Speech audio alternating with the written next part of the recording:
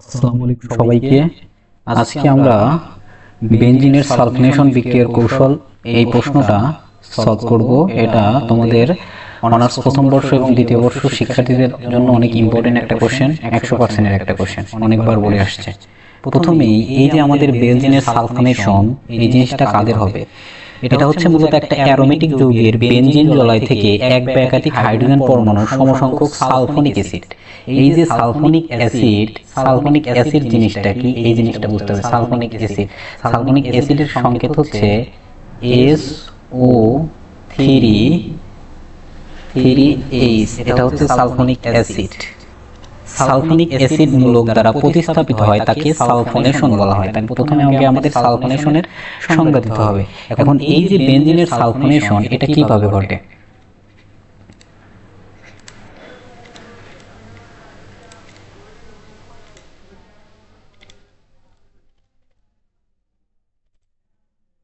এখন বেনজিনের সালফোনেশন হওয়ার জন্য বেনজিনকে 100 ডিগ্রি সেন্টিগ্রেড তাপমাত্রায় গাঢ় সালফিউরিক অ্যাসিডের সাথে উত্তপ্ত করলে, তার মানে আমাদের 100 ডিগ্রি সেন্টিগ্রেড তাপমাত্রা লাগবে, 100 ডিগ্রি সেন্টিগ্রেড তাপমাত্রা লাগবে এবং গাঢ় সালফিউরিক অ্যাসিড লাগবে। গাঢ় সালফিউরিক অ্যাসিড, গাঢ় সালফিউরিক অ্যাসিডের সাথে উত্তপ্ত করলে, অথবা আমরা চাইলে sulphur trioxide SO3, sulphur trioxide মিশ্রিত ধূমায়িত সালফিউরিক অ্যাসিড,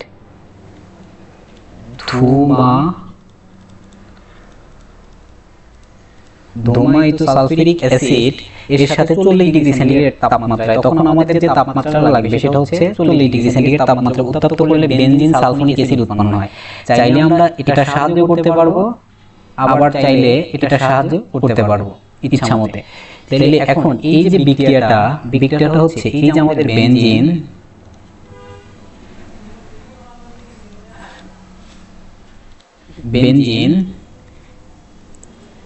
একে আমাদের সালফিউরিক অ্যাসিড। এখন সালফিউরিক অ্যাসিডকে আমরা কিভাবে ভেঙে লিখতে পারি? এখন এটাকে যদি আমরা এইভাবে ভেঙে লিখি, OH SO3H এর সাথে ভেঙে লিখলাম আমাদের বিক্রিয়ার সুবিধার জন্য।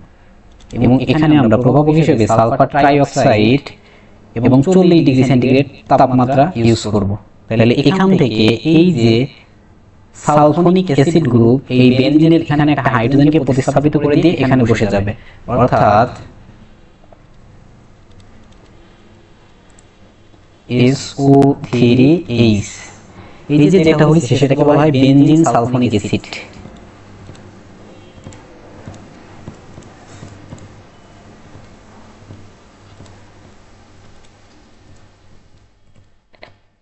প্লাস পানি H2O। এখন এটা তো আমাদের বিক্রিয়া গেল। এখন আমাদের বিশেষ করে কৌশলটা লাগবে। সালফিনেশন বিক্রিয়ার যে কৌশল, এই বিক্রিয়াটা কিভাবে হইলো এই কৌশলটা আমাদের জানা লাগবে। কৌশল মূলত এই কৌশলটা আমরা 3 ধাপের মাধ্যমে বিক্রিয়াটা সম্পন্ন করব। কৌশল, এখন বিক্রিয়া কৌশলটা এখানে আমাদের স্লাইডে দেওয়া আছে, তারপরেও আমরা একটু বুঝে বুঝে করি।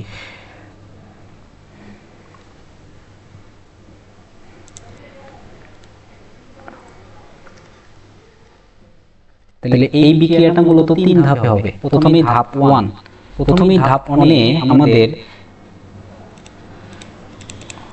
প্রথম ধাপ 1-এ হচ্ছে 2 অণু গাঢ় সালফিউরিক অ্যাসিড, অর্থাৎ এই যে 2 অণু গাঢ় সালফিউরিক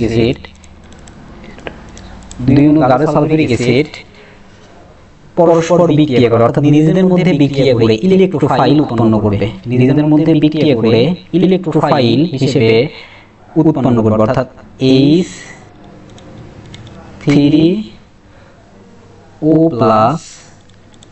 যোগ HSO4- plus sulphur trioxide SO3। এই যে উৎপন্নগুলো, এটাকে আমরা বলতে বাইসালফেট। এটা হচ্ছে আমাদের বাইসালফেট।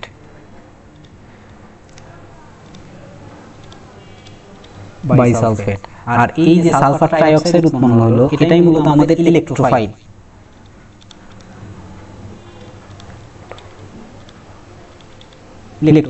তাহলে প্রথম ধাপে আমাদের ইলেকট্রোফাইল উৎপন্ন হবে এবং এই জিনিসটা হচ্ছে নিউক্লিওফাইল।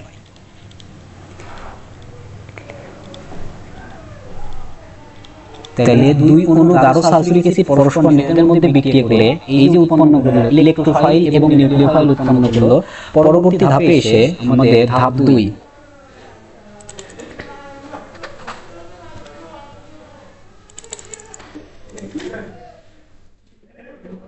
ধাপ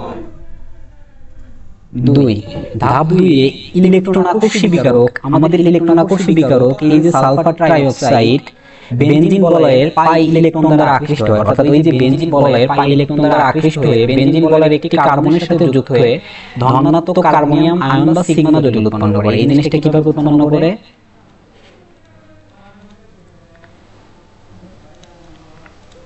বেনজিন যোগ এই যে আমাদের ইলেকট্রন আকর্ষী সালফার ট্রাইঅক্সাইড যে বিক্রিয়াটা করবে এটা অত্যন্ত ধীর প্রক্রিয়ার মাধ্যমে করে, অর্থাৎ এই যে বেনজিন বলয়ের দ্বিবন্ধনকে আকর্ষণ করবে, আক্রমণ করার ফলে এখানে এক ধরনের সিগমা জটিল, অর্থাৎ যেখানে আক্রমণ করবে ওখানেই আমাদের কার্বনিয়াম আয়নটা সৃষ্টি হবে। এখানে যদি আক্রমণ করে এখানে আক্রমণ করলে এখানে, অর্থাৎ এই যে প্রসেসিংটা হচ্ছে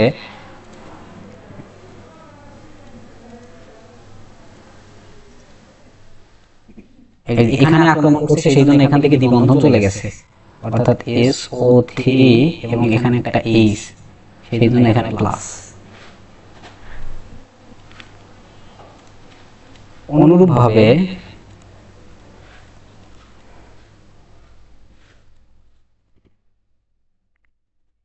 এখানে আক্রমণ করছে, এখানে প্লাস, কার্বোক্যাটায়ন সৃষ্টি হয়েছে।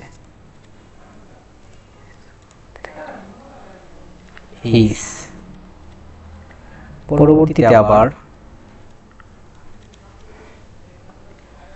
এখানে অ্যাটাক করছে, এখানে একটা কার্বোক্যাটায়ন সৃষ্টি হয়েছে, এর দ্বিবন্ধনটা চলে গেছে,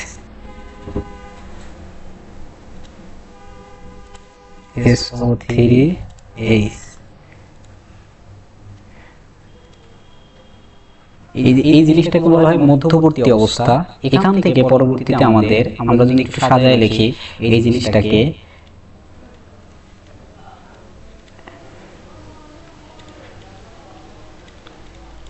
অর্থাৎ এই যে জিনিসটা উৎপন্ন হলো এটাকে বলতেছি আমরা সিগমা জটিল।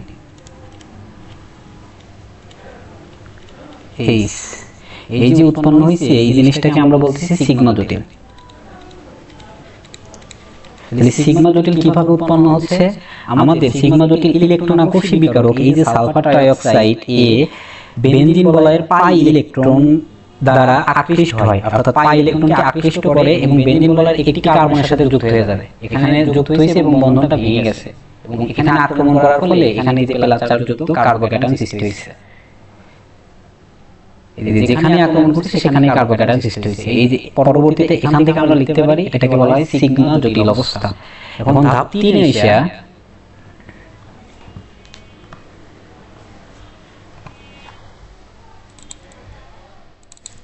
এই যে ধাপ 3 এ আসে, প্রথম ধাপে উৎপন্ন এই যে বাইসালফেট, প্রথম ধাপে যে আমাদের বাইসালফেট উৎপন্ন ছিল HSO4-, এই যে বাইসালফেট দ্বারা সিগমা জটিল থেকে একটি প্রোটন অপসারিত হয়ে বেনজিন সালফোনিক অ্যাসিডের অ্যানায়ন গঠিত হয়। অর্থাৎ এই যে আমাদের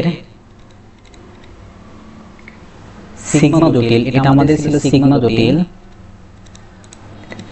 এবং H যোগ বাইসালফেট 4-, অর্থাৎ প্রথম ধাপে উৎপন্ন বাইসালফেট দ্বারা সিগমা জটিল থেকে একটি প্রোটন, অর্থাৎ এই যে প্রোটনটা আছে এই প্রোটনটা আমাদের অপসারিত হবে। প্রোটনটা অপসারিত হওয়ার ফলে যে জিনিসটা উৎপন্ন হয়েছে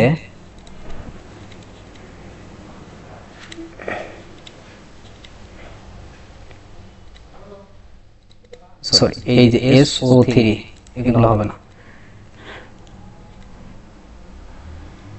যোগ সালফিউরিক অ্যাসিড H2SO4 এবং পরিশেষে বেনজিন সালফোনিক অ্যাসিডের অ্যানায়ন, অর্থাৎ বেনজিন সালফোনিক অ্যাসিডের অ্যানায়ন সালফোনিক অ্যাসিডের অ্যানায়ন হাইড্রোনিয়াম আয়ন থেকে একটি প্রোটন গ্রহণ করে বেনজিন সালফোনিক অ্যাসিড পুনর্গঠন করে। অর্থাৎ এই যে দশাটা অবস্থাটা বেনজিন সালফোনিক অ্যাসিড